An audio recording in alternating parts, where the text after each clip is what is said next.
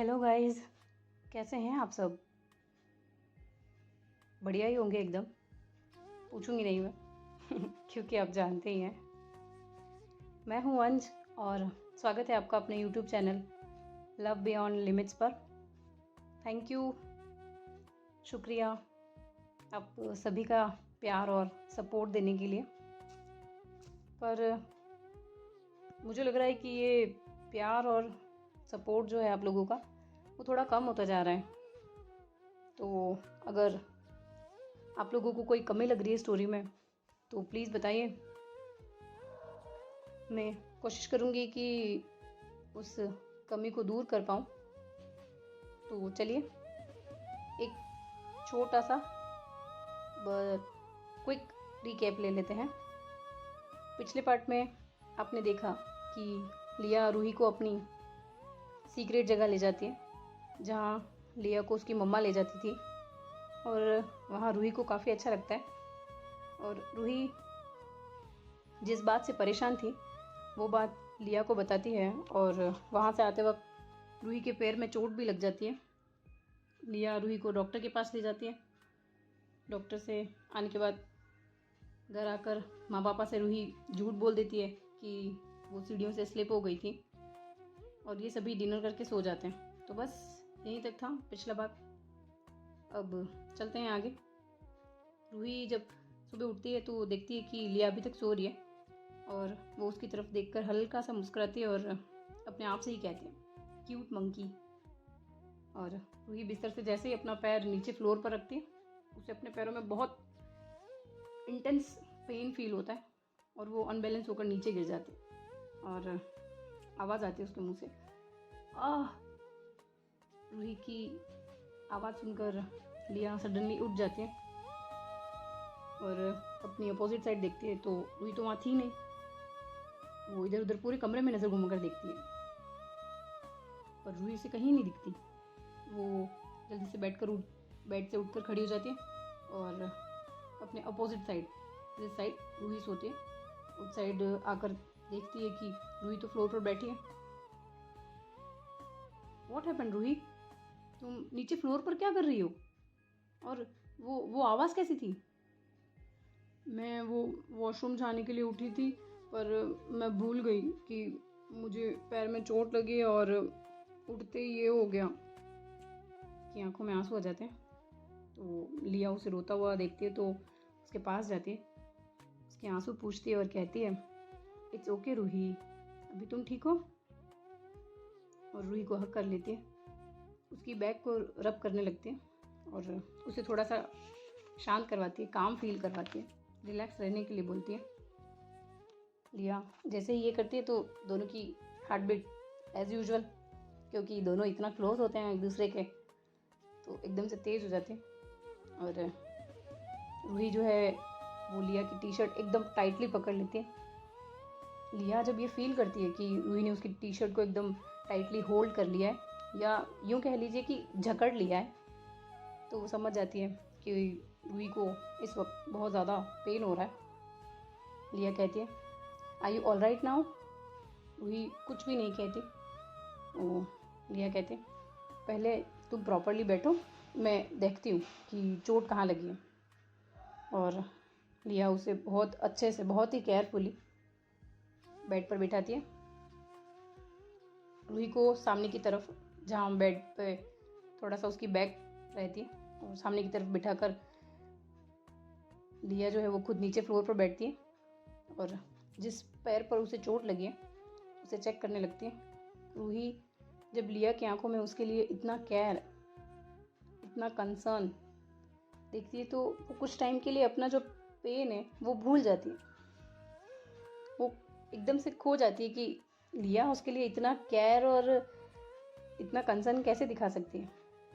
लिया उसके पैर को थोड़ा इधर उधर ट्विस्ट करके देखती है और कहती है मॉन्स्टर, आई थिंक तुमने इस पैर पर प्रेशर दे दिया था, इसीलिए तुम्हें बस स्ट्रेन हुआ होगा और ज़्यादा टेंशन वाली कोई बात नहीं है।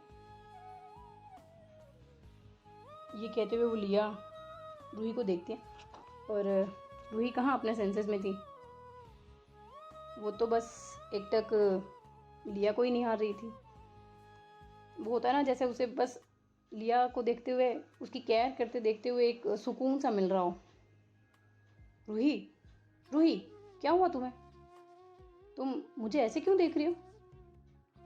रूही अपने ध्यान को लिया से हटाती है और कहती है, नहीं नहीं, कुछ नहीं, कुछ भी तो नहीं। ओके, मैं तुम्हें वॉशरूम में ले चलती हूँ। और ये बोलते हुए लिया जो है वो रूही को अपने बाहों में कैरी कर लेती है और कहती है, monster, next time be careful, और अगर कुछ चाहिए तो मुझे बताना, ऐसे खुद से मत उठो यार। तो लिया की बात सुनकर रूही हाँ कहते हैं और लिया उसे बहुत ही ध्यान से वॉशरूम के अंदर ले जाती है। वॉशरूम के अंदर छोड़ने के बाद लिया वहाँ से बाहर आने लगती है तो रूही जो उसका हाथ पकड़ लेती है। लिया थोड़ा सा पलट कर उसकी तरफ देखती है, कहती है, व्हाट हैपेंड, कुछ चाहिए तुम्हें? और रूही नाम में अपना सिर हिलाती है और उसे अपनी तरफ आने के लिए अपने हाथ से इशारा करती है। लिया ये सब देख के थोड़ा शॉक होती है, बट अब रूही ने बुलाया है तो लिया तो जाएगी उसके पास। लिया उसकी तरफ आती है, क्या हुआ? तो रूही उसका हाथ पकड़कर उसे अपने सामने बिठा लेती है और लिया भी बैठ जाती है। लिया थोड़ा सा कंफ्यूज्ड वे में देखती है कि क्या हुआ तुम? लिया इतना ही बोलती है, रूही उसके एक चिक पर किस कर देती है। लिया जैसे ही रूही के उन गुलाब की पंखुड़ियों जैसे होठों को अपने गाल पर फील करती है, उसकी आंखें नॉर्मल साइज से भी बड़ी हो जाती है और उसकी हार्ट बीट अपने आप ही नॉर्मल से भी ज़्यादा तेज बीट करने लगती है। ऐसा लगता है जैसे बाहर आ जाएगा बस अभी ये। रूही लिया का ये रिएक्शन देखती है तो थोड़ा सा मुस्कुराती है और कहती है, ये उसके लिए जो तुमने मेरी हेल्प की। अब जाओ यहाँ से, मुझे शावर लेना है। और वो लिया को थोड़ा सा धक्का दे देती है। लिया तुरंत फ्लोर पर गिर जाती है क्योंकि वो अभी भी उस अपने सेंसेस में तो थी नहीं, वो तो शॉक जोन में चली गई है रूही के किस करने से, और गिर जाती है। गिरने के बाद अपने सेंस में आती है तो अपने थ्रोट को क्लियर करते हुए कहती है, तुम जब शावर ले लेना तो मुझे बुला लेना। ये बोलते हुए वो भागते हुए वॉशरूम से बाहर आ जाती है और डोर को क्लोज कर देती है। वहाँ से बाहर आते ही लिया अपने गाल को अपने हाथों से टच करते हुए खुद से ही कहती है, व्हाट वॉज दैट, और मुस्कुराने लगती है और अपने चेस्ट पर हल्का हल्का रब करते हुए खुद से ही कहती है, ओह, ये लड़की किसी दिन मुझे ऐसे ही हार्ट अटैक दे देगी। थोड़ी देर बाद भी रूही जो है वो वॉशरूम से आवाज़ लगाती है लिया को कि आई एम डन। लिया बाथरूम में जाती है और उसे वहाँ से बाहर लेके आती है तो लिया उसे उठा के मिरर के सामने बिठाती है और खुद जो है वो वॉशरूम में चली जाती है। रूही भी अपना रेडी वेडी होती है और रेडी होकर वहीं बैठी होती है क्योंकि चलना तो उसे है नहीं। तो उसकी नज़र वहाँ एक लैंप रखा है ड्रेसिंग टेबल के पास ही, और लैंप जो है वो एक टेबल पे रखा है तो टेबल के अंदर एक ड्रॉअर है और उस ड्रॉअर पर रूही की नज़र जाती है कि थोड़ा सा जो खुला है वो उसे प्रॉपरली बंद करती है।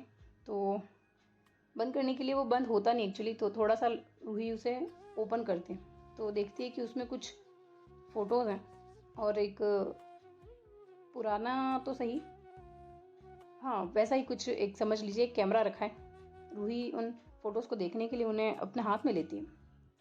रूही जैसे ही वो फ़ोटोज़ को बाहर निकालती है और तभी लिया का वहाँ आना होता है। जैसे ही रूही के हाथ में वो फ़ोटोज़ और कैमरास को देखती है वो जल्दी से उसके पास आती है और वो सब उसके हाथ से छुड़ा लेती है। तुम्हें पता है ना कि किसी की चीज़ों को बिना पूछे नहीं लेते हैं, तो तुमने ये बिना पूछे क्यों लिया?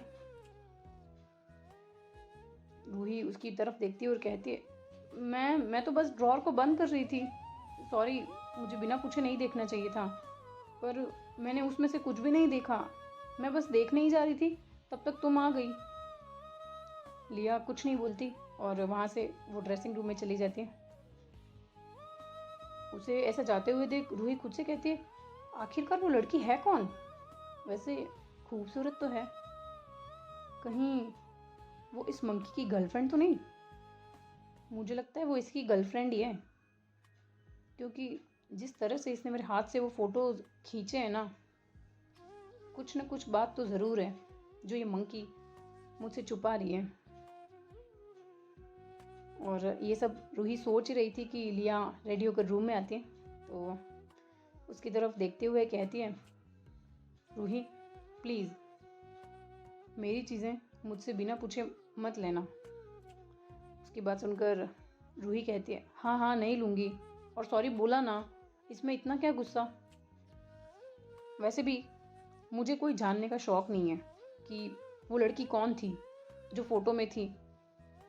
लिया कहती है, अरे नहीं मैं गुस्सा नहीं हो रही हूँ, मैं बस तुम्हें बता रही हूँ।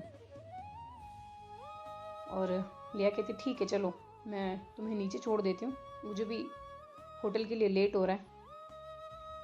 रूही कहती है, नहीं उसकी कोई ज़रूरत नहीं है, मैं यहीं ठीक हूँ, मॉम को बोल देना वो मेरा ब्रेकफास्ट यहीं भेज देंगी।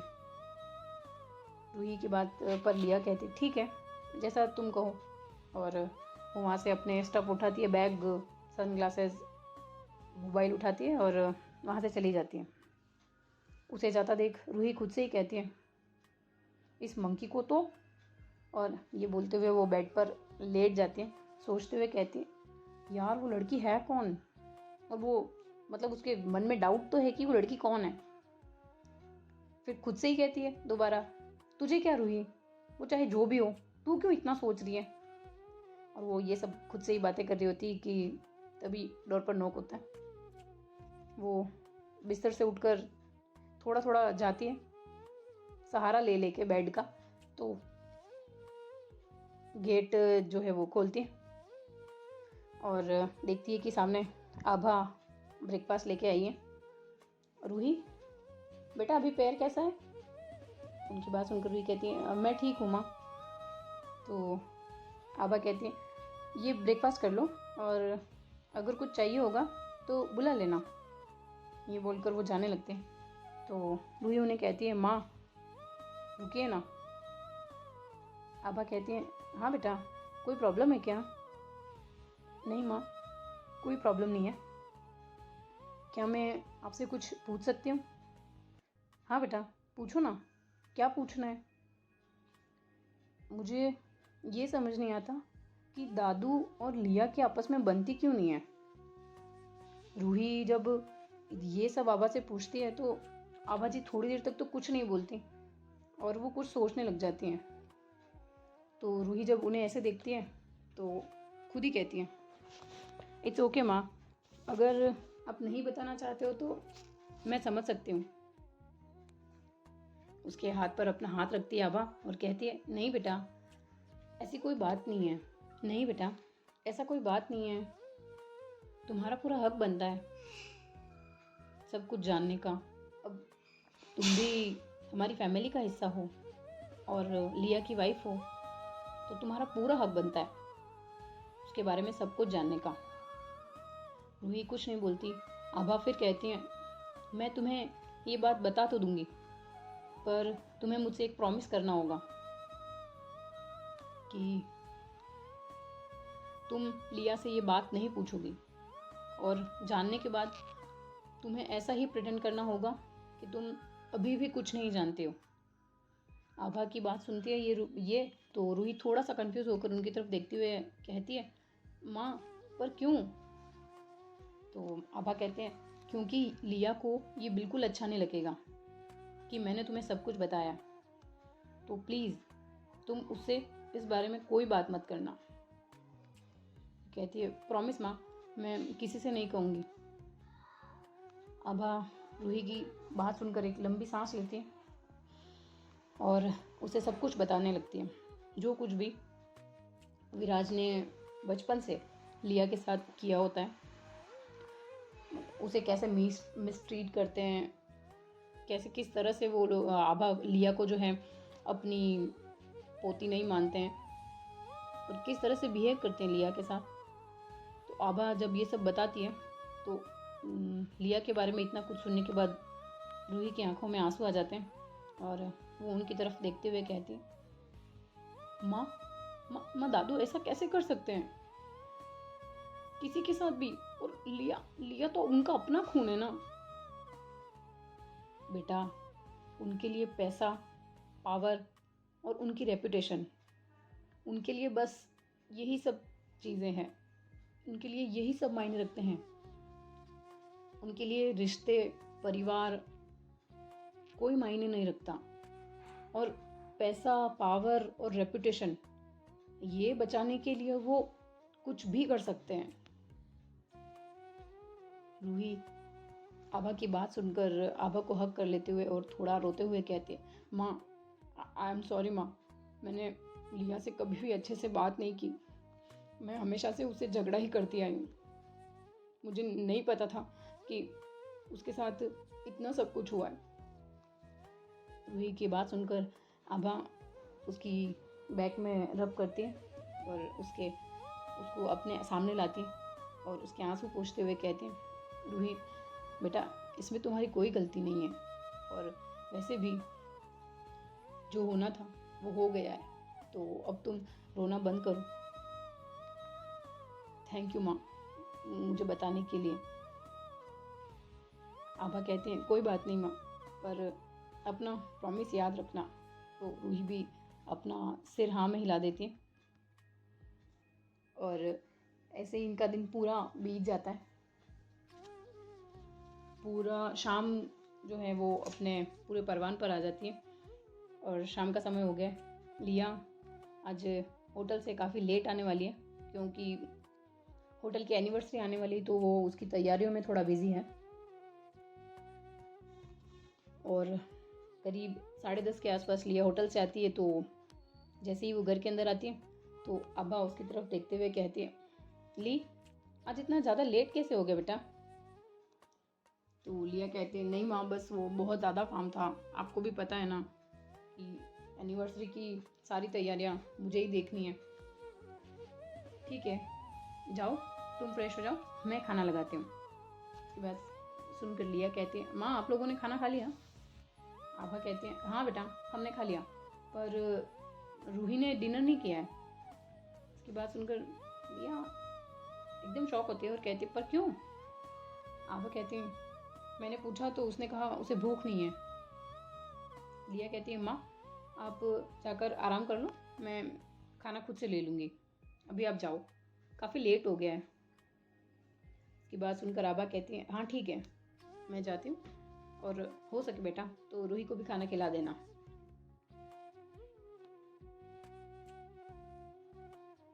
आज सुबह से सिर्फ उसने ब्रेकफास्ट ही किया है।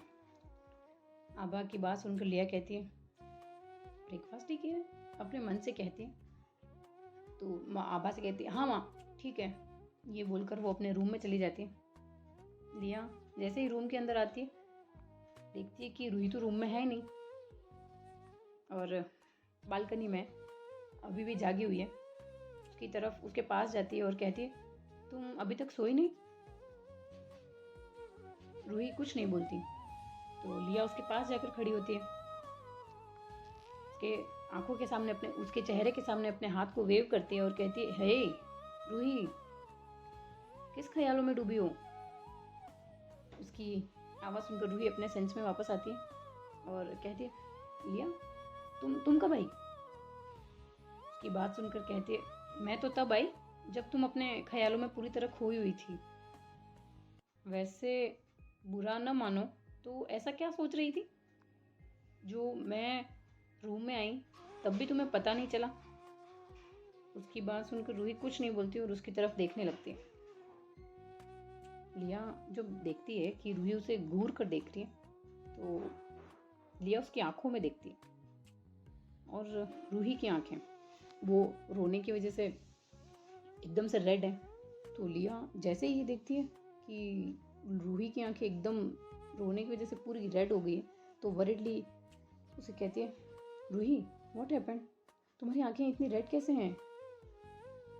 लिया जैसे ही रूही से एक क्वेश्चन पूछती है रूही उसे कस कर हक कर लेती है और जो होता है जोर जोर से रोने लगती है।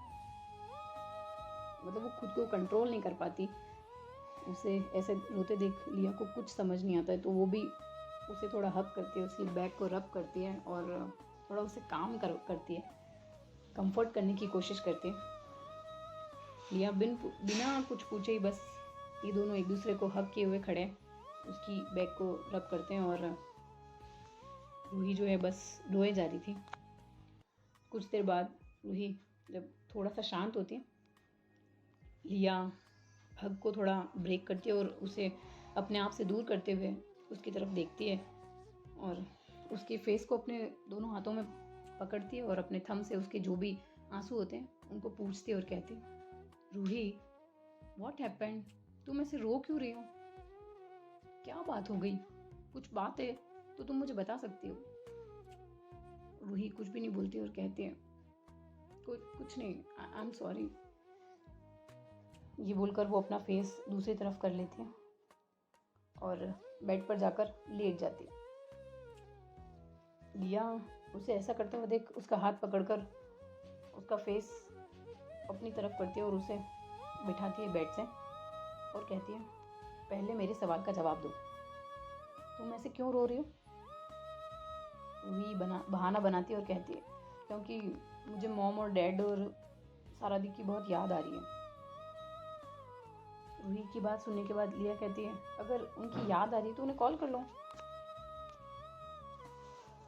अगर उनकी याद आ रही है तो उन्हें कॉल कर लो, और अगर नहीं तो मैं तुम्हें कल उनके पास लेकर चलूँगी, पर प्लीज़ यार ऐसे रोना बंद करो, मुझे बिल्कुल अच्छा नहीं लग रहा है तुम्हें ऐसे रोता देख।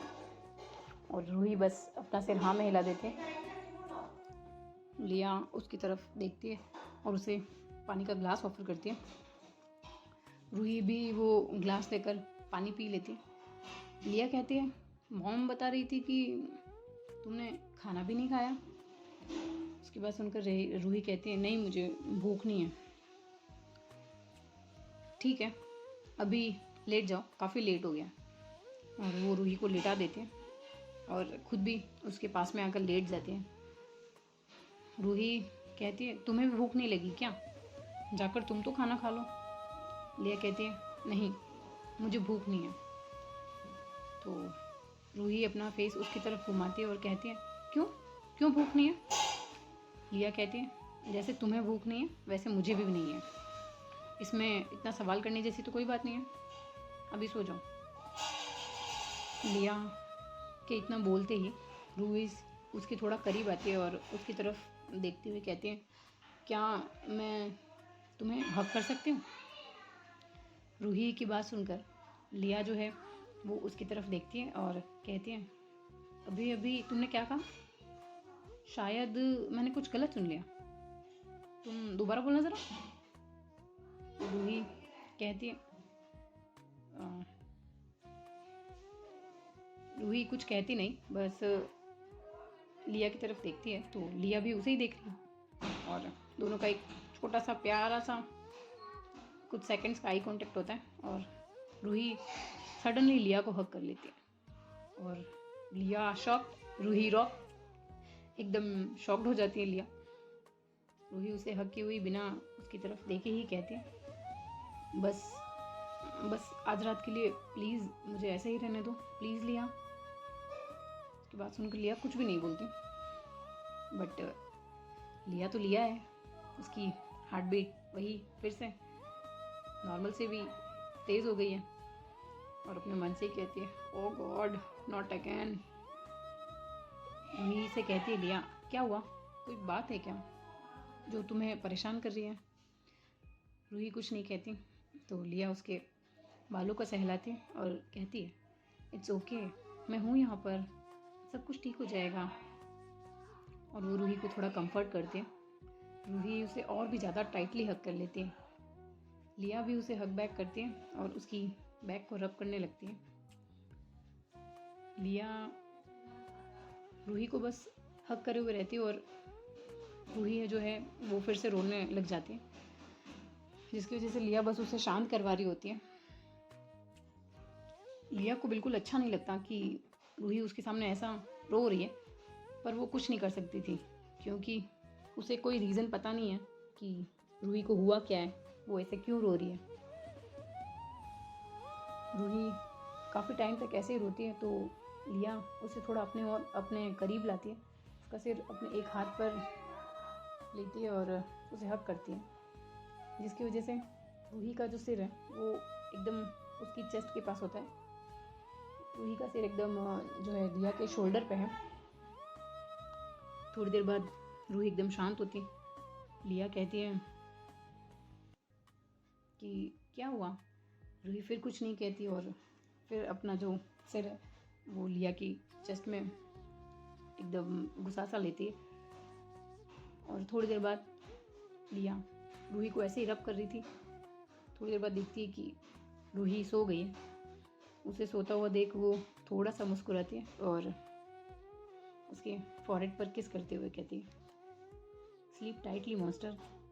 पर लिया नहीं सो पाती पूरी रात, बस यही सोचकर कि रूही को क्या हुआ है, इतना वो क्यों रो रही थी। तो गाइज, आज की कहानी यहीं तक।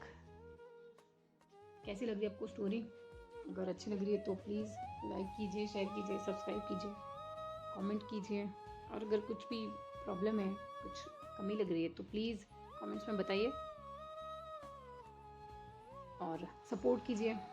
सपोर्ट की आप लोगों की बहुत ज़रूरत है। हम मिलते हैं आपसे अगले एपिसोड में। तब तक के लिए bye bye, take care, thank you.